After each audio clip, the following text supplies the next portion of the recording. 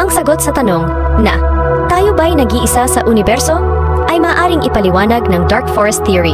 Sinasabi ng teoryang ito na maraming alien civilizations sa ating galaxy. Pero nagtatago sila sa takot na mawasak ng mas advanced na sibilisasyon.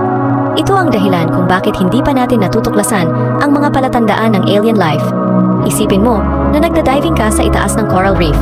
Alam mong may mga isda, pero hindi mo sila nakikita. Marahil, natutunan na ng mga isda na mahalagang magtago, hindi dahil sa'yo, kundi dahil sa mas mapanganib na bagay. Ngayon, isipin mong nasa madilim na gubat ka ng 5 araw, sinusubukang mabuhay.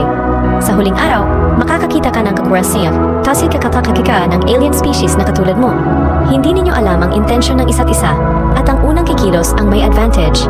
Ayon sa Kardashev Scale, tayo ay isang Type 0 civilization. Ibig sabihin, wala pa tayong karanasan sa mga digmaan sa kalawakan at ang ating mga sandata ay walang kwenta.